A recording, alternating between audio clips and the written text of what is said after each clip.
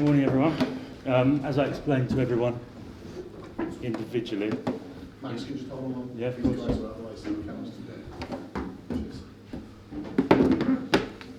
Yeah, as I explained individually to you guys earlier, we're not taking any questions on the visit of HMRC yesterday. The players and the manager are a day off, so they're completely unaffected and for the trip to Stoke this weekend. If there's any questions, then we'll just move on from that section. So please don't try and ask. And if anyone wants to talk to me about it afterwards, then I'll be happy to talk. So Dharmesh, if you'd like to kick us off. Hi, Slaven. Hi, morning. We'll start off with the team news for the weekend, first of all. Yeah. Well, we have Mark Noble back from suspension. We have few knocks from the game. And then we're going to see today and tomorrow, okay? We were off yesterday, Monday, Tuesday. And we're going to see today in training and everything. But what is definitely that Mark is back in a squad after 2 games of suspension. And that's it, basically, for now. Andy Carroll? No, for this game. Well, I expected him this game against Stoke to be back, but he's not, so he should be. He should be for the next game against Spurs. He should be okay. 7 points clear of the bottom 3. Do you feel safe, or how many more points do you feel you need before you can relax? Well, I told you, I mean, it's a good gap of 7 points, yeah, but still we need points.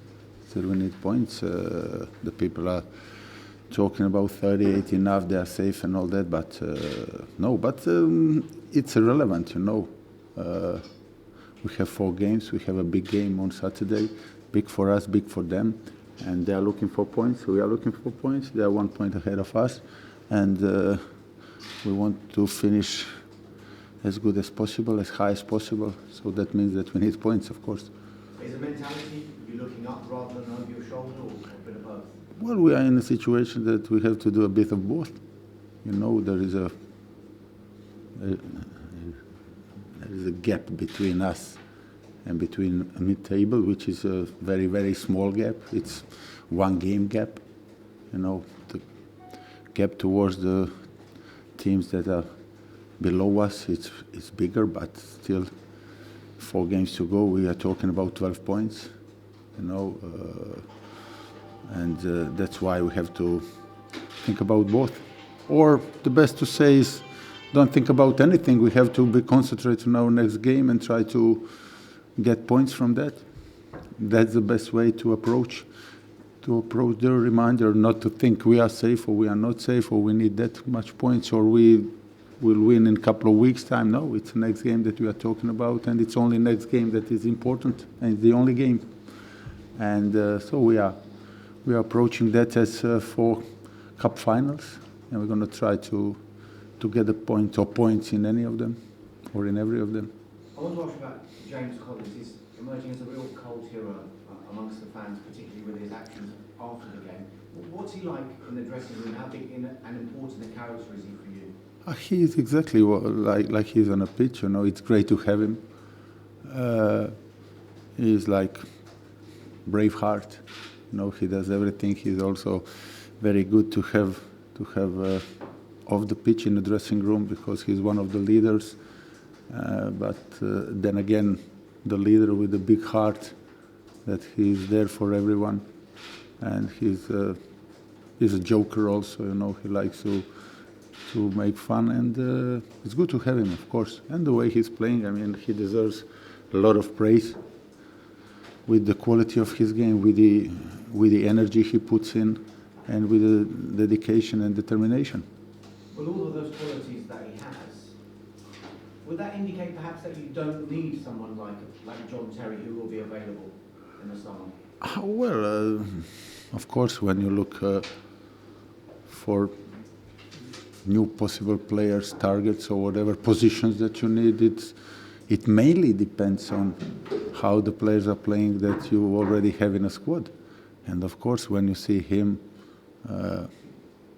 playing like that, then you are not that crazy to to strengthen your squad there. Yeah. But It is related, of course. It's related. Is the number one reason why you are looking for a new recruitment or not. but he remains in your thoughts, John Terry. I didn't say. I only praised John Terry. You know, I said things about him not more than any manager that was asked about him as a player, as a leader, as his career. Yeah, and that's all basically.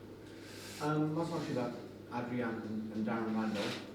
How has Darren reacted to It was good. I told him I had a couple of meetings with them individually, and I explained them my decision, like I explained the one that happened to Adrian, like after, I don't know, 10 games of the season. And Aaron, he's a great professional, and of course he's disappointed and all that, but he understood my decision completely, and he's training hard, and he's now waiting for his chance, like Adrian waited for his. You've picked both and you've dropped both this season. Is that an indication perhaps that position is somewhere you want to strengthen? No. I always said, and I mean it, that we have really two really good goalkeepers, and it is a blessing for us. You never know what's going to happen in football, but I'm really happy with the goalkeepers. Final couple from Midtable. You'll know about the Joey Barton situation. Just on a more general theme, is it something that you have to remind the players of the responsibilities with regard to gambling and betting?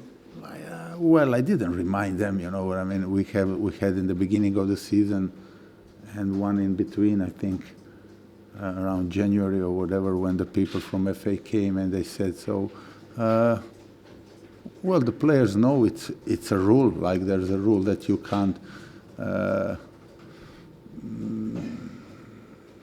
play with your hands on a pitch. You know that you can't pull the player on a corner because it's going to be the penalty. So the same rule is that you can't be involved in any sorts of gambling and all that, and the players know that, and sometimes they think that they will get away with that, you know, but they should know, and they know, you don't have to remind them. It's like there, and it's a big shame when the player does it, because the suspension is severe, of course, but it's his mistake, and I didn't know why he did it. You said severe, perhaps too severe? 18 months? Well, I don't know the history. Is it the first time or the second time or whatever? But it is a big, especially when you consider that he's not a young player, you know, and it's like, it is severe. But then you have to. It is not the first time, you know, that the FA or whoever has done it has to show the strictness of it and how serious they are. It's got to be severe, you know. It can't be don't do it again thing, you know. So, unfortunately, I'm not happy with any of suspensions or whatever, because normally you don't like to see the sportsmen not doing what they do, you know, but when they do such a big mistake as he has done, then they are the one to blame. Slaven, did you see the incident involving Alexis Sanchez? No. You heard about it? Yes, I heard from Max now, and I heard a little bit. I saw the picture, but I really don't know about it. I watched other game, you know. Just generally, the ball's hit him nowhere near the face, and he's gone down clutching his face. On that particular thing, and I guess it extends to things like diving and things like that as well, how can it be stopped? What is the punishment that needs to come in so that things like that don't happen? I don't know. It's impossible to stop. I don't agree with the people who go like it's part of the game and all that, you know. But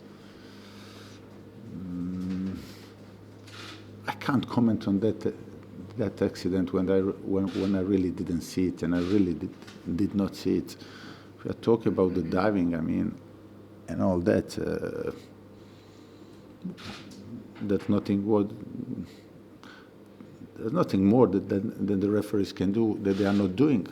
They are like punishing it with bookings or whatever, and then those players, it's not easy for them nowadays because you have social media, and it's not like that you get a yellow card and boo in that game, but you are like for 1 week you have a label, or forever you got that label of the one who is diving cheat or whatever. So is that punishment enough? yeah, it is a big it is a punishment. It is a punishment because nobody likes it, of course. Just picking up the point about gambling, do you think it's worse now in football than it perhaps was when you played? Well, the gambling is bigger now. I have to talk about the gambling now. Max, we're going to talk later about this. Yeah, but you know, it's a bit of hypocrisy as well. You know, when I was playing, I didn't see a lot of adverts for gambling. Now, at halftime, twice or 3 times, most of the adverts are gambling, gambling, gambling. So the people are gambling. I don't know, when I was playing, the players were also gambling, of course, but there wasn't so much control. It's now the FA is doing, which they should, of course. They are controlling it. They have the instruments to find out with all those computers or online gambling and all that. I don't gamble, so I don't know exactly how it works. But like, it's much more harder for the players now to go out on a night with their mates because somebody is going to film them and it's going to be in the papers tomorrow. Like 20 years ago when we played, it was kind of easy. It's the same with the gambling, you know. Now, with all those social media, there's the freedom for the players to do what they want in their private life. It's much more restricted. Would you like to see the gambling adverts banned completely? Do you think that's just unrealistic? It's a big business, you know. It's a big business, and nobody's stopping big businesses, you know. Just back to the football, looking at the table, do you in your heart of hearts now feel safe from the drop? Because looking at the table, it looks as perhaps... I'm not panicking, no. We have a gap and all that, but no, I don't feel safe, no. To be fair, we are not safe. None of the teams there are safe. You are safe only when you're mathematically safe. And that's the only truth. You know. Maybe this 38 is going to be enough, and then you're going to have a lot of people saying to you, what did I tell you, what did I tell you? But now, in this very moment, no team is safe there. And no team is safe until you are mathematically safe, and that's the only proper way to think about that subject.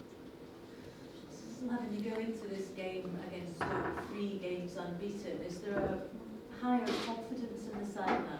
Yes, there is a higher confidence. Of course, we have 3 games, that small run, 3 games unbeaten, 5 points. So the gap is there, but apart from the gap, of course, when you have a good memory that you are not unbeaten in 3 games, the confidence of individuals, the players, and it's much higher. And of course, as a team, you have a team confidence, of course, and it is related to the way you are training and the way you are approaching the next game. And we're talking to Arthur Masaku later today. Can I just ask you a question on how important a player he's become to the side? He's a very young player. He came a little bit unnoticed, you know, from Greek league. He's 22, 23, and he came not the last day of a transfer window, but towards the last day when we were looking to strengthen up that position, because also Cresswell got badly injured at the end of the pre-season in Austria, and we took Arthur for the reason, because he's playing that position really good. He's got everything that position requires for a player, from a player.